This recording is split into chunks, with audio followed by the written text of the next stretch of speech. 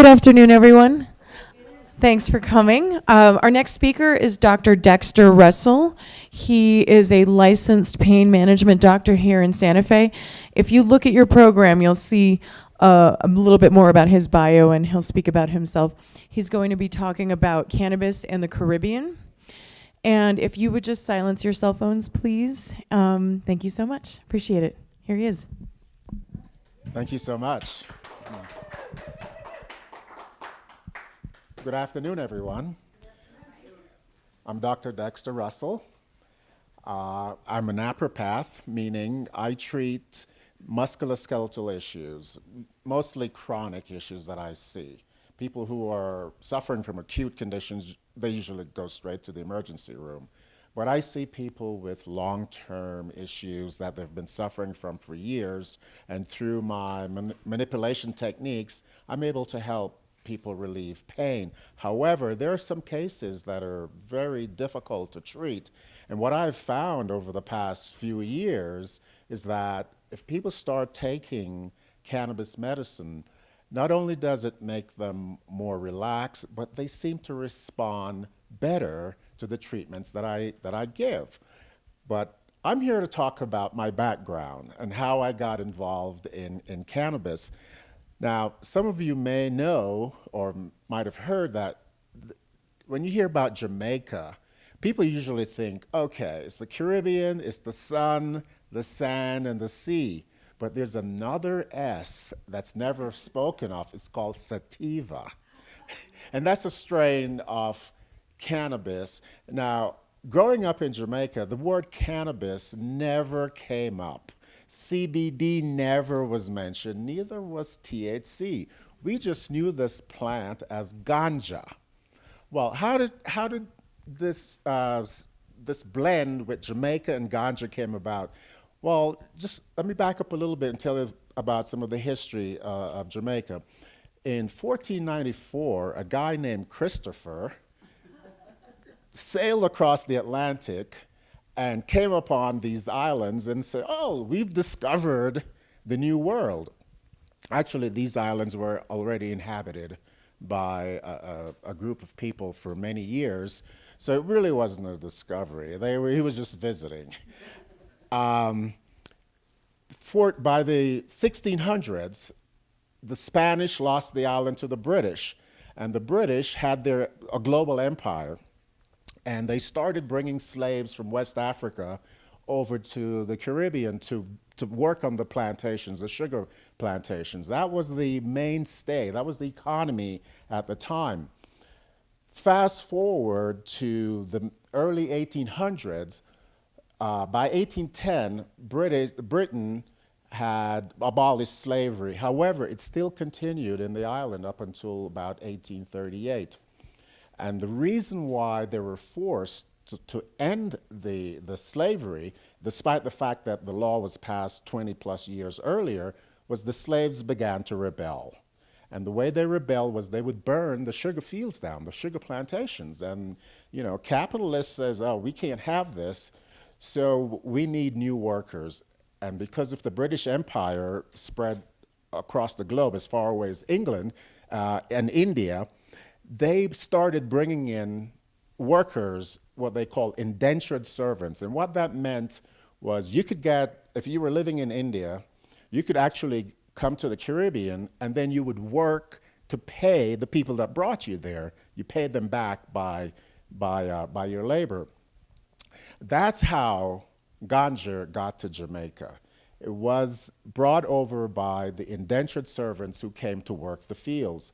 Now, the owners of the plantations, they didn't mind the East Indians smoking ganja because they found that they worked very well. They were not as rebellious as the African slaves, and everything was working perfectly well till for some reason about 1913, they decided to outlaw ganja. The plantation owners were not pleased. So what they thought they'll do, they said, well, these guys work very well once they smoke. They would go out, they work all day, so we'll supply them with rum, which is a product of the sugarcane. Well, if any of you in here, once you drink, you don't feel like working. You feel like, and so that became an issue. But what happened subsequent to that happening?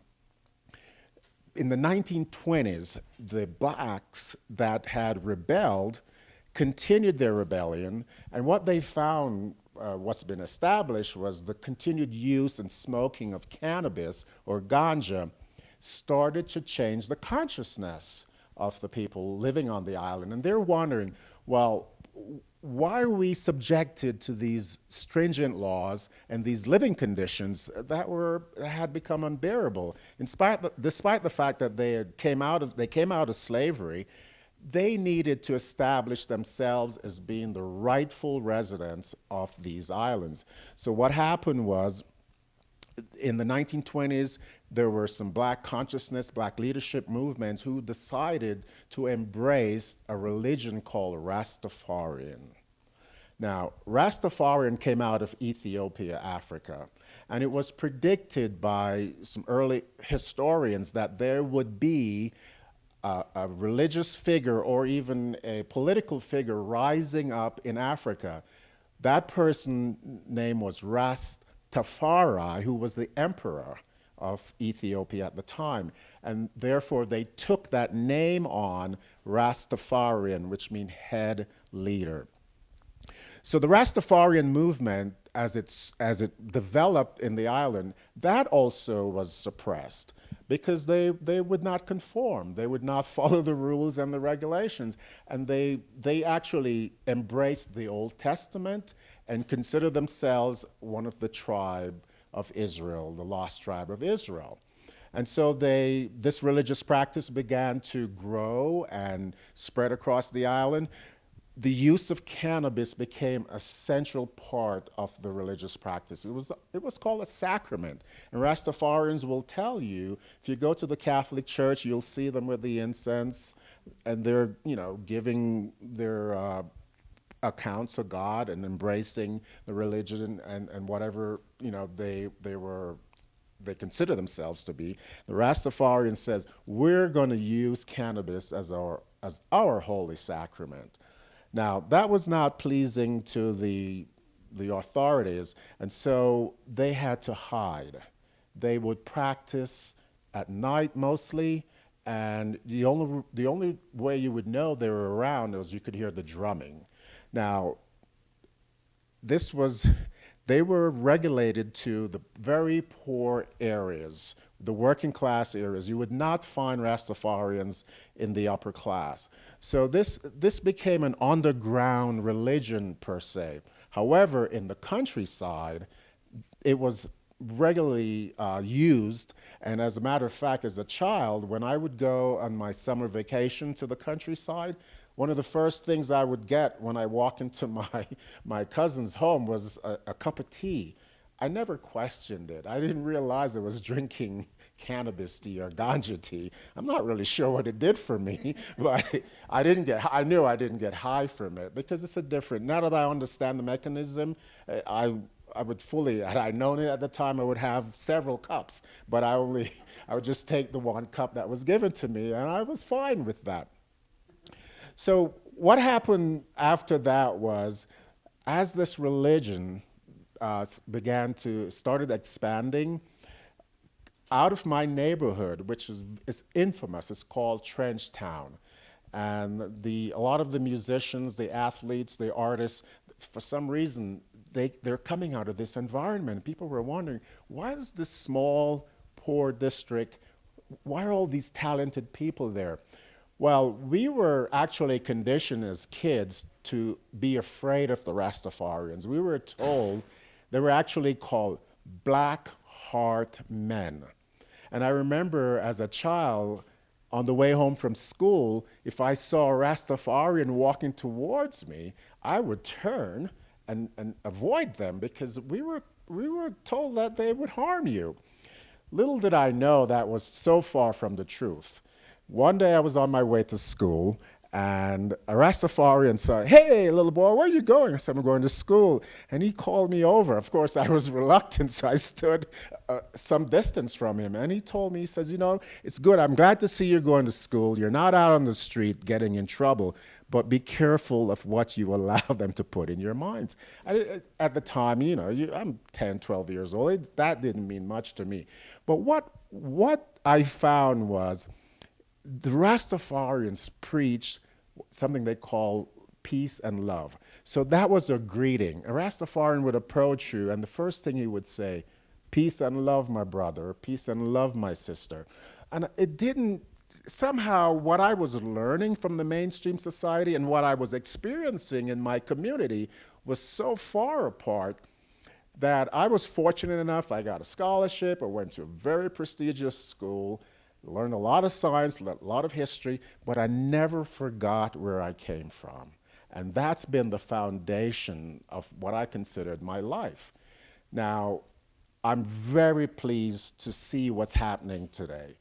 With cannabis being embraced globally, the benefits that were sung about by the Rastafarian artists as they traveled the world, one of the mainstay, or one of the things that they would always project during their performances was the medicinal benefits of ganja or herb, and the other thing was the consciousness raising ability of what this plant can do.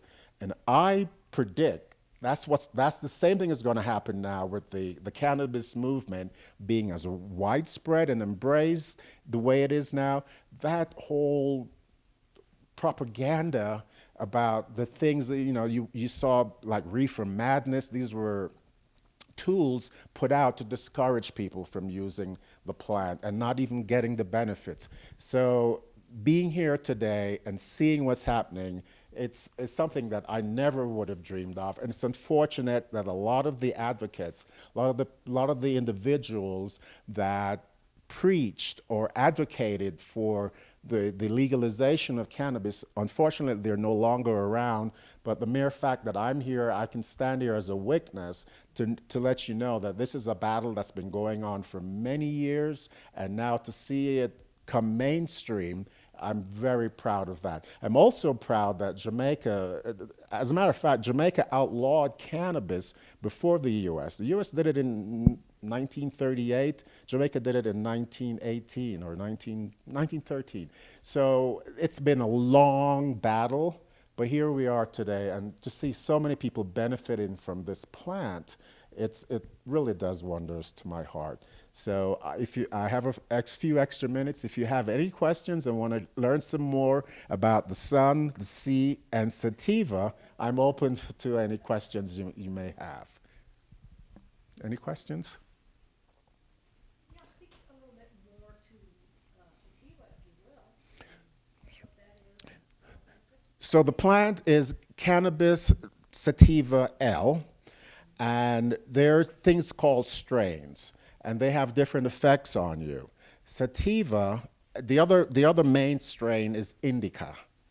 Sativa, compared to indica, sativa is more cerebral in its effect. As a matter of fact, the Rastafarians, they have something called reasoning, and what it is, when you smoke sativa, a good strain, it makes you more talkative. And they can get their discussions, sometimes you think they're mad at each other, but they're just expressing some deep felt thoughts. Indica, on the other hand, is more body. It's probably more relaxing. So if you were given the choice, sativa or indica, you'd want to take sativa early in the day. It's more for daytime uplifting effects as opposed to indica, which is more sedative and more for nighttime. Yeah. The same plant, but different, but a variation in the phenotypes. Yeah. Can you talk a little bit about the benefits of CBD and does it intoxicate you? CBD is one of the cannabinoids. The compounds found in cannabis are called cannabinoids. There are over 1,000 different compounds. Of the 1,000, maybe about 100, or a little over 100, are classified as cannabinoids. CBD is one of those hundreds. Now, there are two major cannabinoids that you'll often hear discussed: is THC and CBD. THC is tetrahydrocannabinoids, and it will intoxicate you, and that's what people use it for mostly for the intoxicating effect. CBD is non-intoxicating. However, it's also super effective in terms of what it does for you physiologically. Yeah. Yes. Hi. I'm getting a sense that maybe I've been into reggae music as soon as I heard it. Mm-hmm. I'm a musician, and so I know a lot of information is put, what you're talking about Yeah. through the music. So when you say like the reasoning, do they have as many words for this as snow? Like, is there a way we can find out on our Western mind what's the best resource for interacting with Rasta culture around weed and around music? And because of all the misunderstandings, like I'm from here, Yeah. you know? I appreciate what you're asking, because there's the genre called reggae, but within reggae you have what's called conscious reggae, and you have, I wouldn't say unconscious, but less than conscious reggae. Yes, and there's actually a conflict between the two schools. The old school reggae, when you hear Bob Marley, those guys, they were actually, it was more of a black liberation and personal liberation. Bob Marley was quoted as saying, "Ganja, reveal yourself to you," as opposed to the more modern or more recent reggae, which is almost classified as being slack, which is a word meaning it's some of the content is not good in terms of putting people down. In your opinion, His sons, yeah, which of his sons do you think uh, tuned into old? Damian Marley. Yeah, yeah. Bob Marley had Yeah. 15, 20, you name the number of kids. And they're following in his footsteps mostly, and they're carrying on this legacy. Again, this is something, an island of 3 million people that has this global influence is quite remarkable. I've traveled when I was in the service. I've been to Eastern Europe. I actually got stopped in East Germany, and I had a Bob Marley tape, and I gave it to the officer. He heard it. He let me go. So, so, so this is the power. It's a very powerful message that the Rastafarians deliver, and when I see people, yesterday I was down in Santa Rosa giving a talk on hemp, and trying to get hemp farmers, get them started. And many of them have never planted before. And I saw a guy with a belt, and I recognized the belt. And the moment I said, "Hey, you've been to Jamaica?" Next thing you know, he's sitting next to me. We started talking. So it's a recognizable art form, this reggae music. But there's even more to it than that. There's a whole spiritual theme behind it. And if you're interested, there's a lot of resources online where you can get involved with that. There's even Rastafarian practitioners. I know there was an elected official in New Zealand who was in the legislature there who practiced Rastafarianism. If you want to go up to Taos, there are a lot of Rastafarians up there in different communities. So again, it's this, and I believe it's coming from here. It's this peace and love that's been attributed to the early movement. Yes. Yes, sir. So, Emperor Haile Selassie of Ethiopia was considered the Messiah for most of the Rastafarians. Yes, there are some Rastafarians. The thing with Rastafarians, there's really no strict order. There's no head Rastafarian. It's more of a personal religion, although people do get together, and there are actually different tribes within the Rastafarian movements, and some of them do consider Haile Selassie, the former emperor of Ethiopia, as the return of the Messiah, and they worship him as such. And then there are other Rastafarians who do not subscribe to that. Yeah. Yes, sir.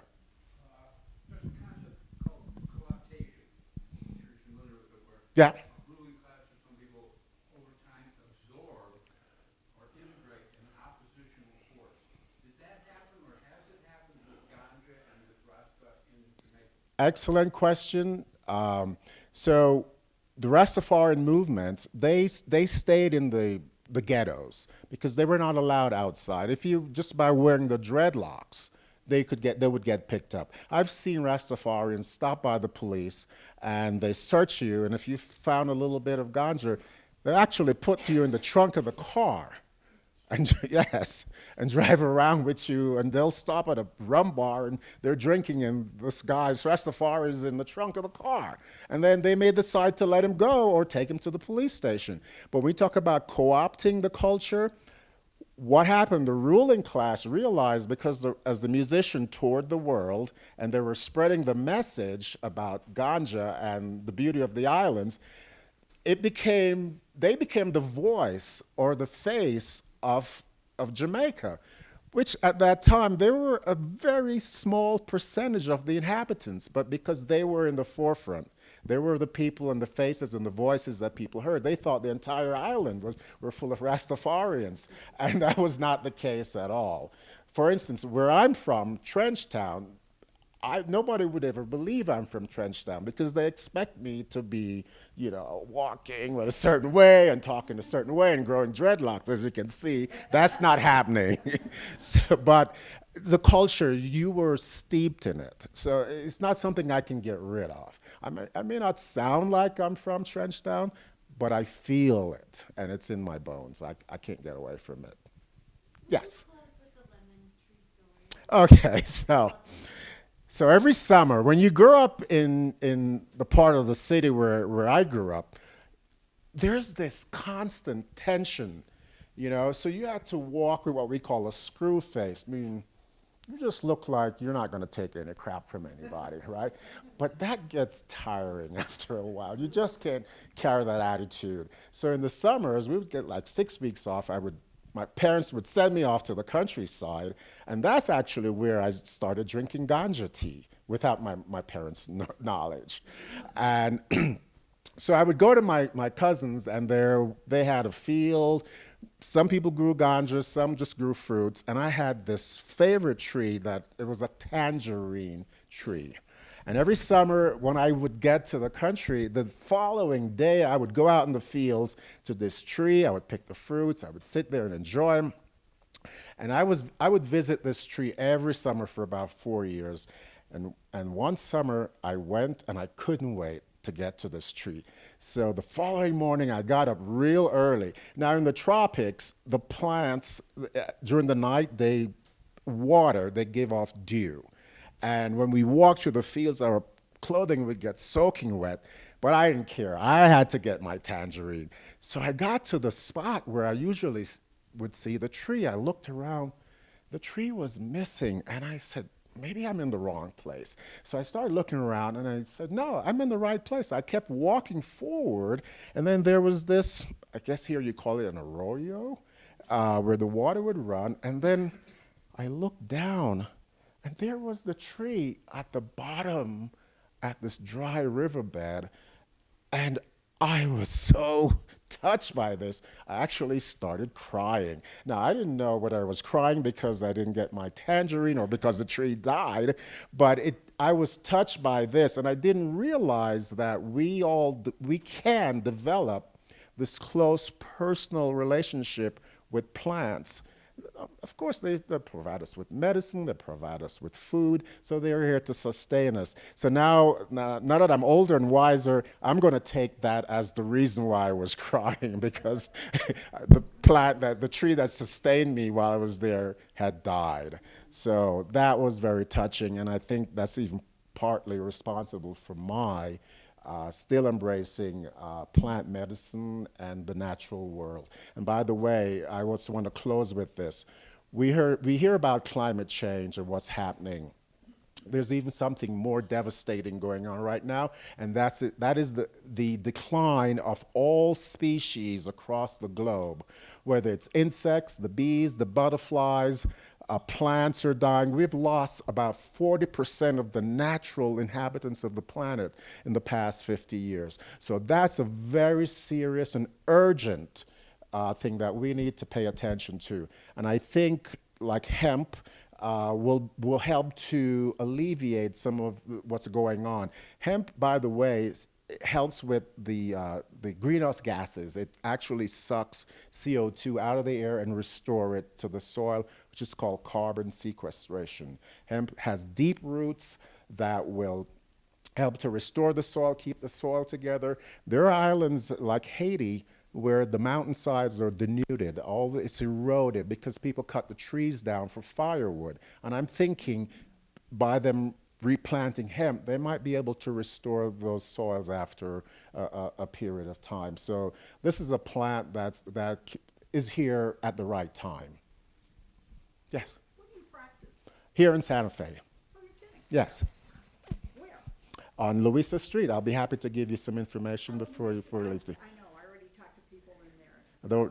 It's a dispensary or? It's down the street from the dispensary. It's a block from the dispensary, a Sacred Garden, I think it is, on Louisa Street, yes. Okay, so how would I find you?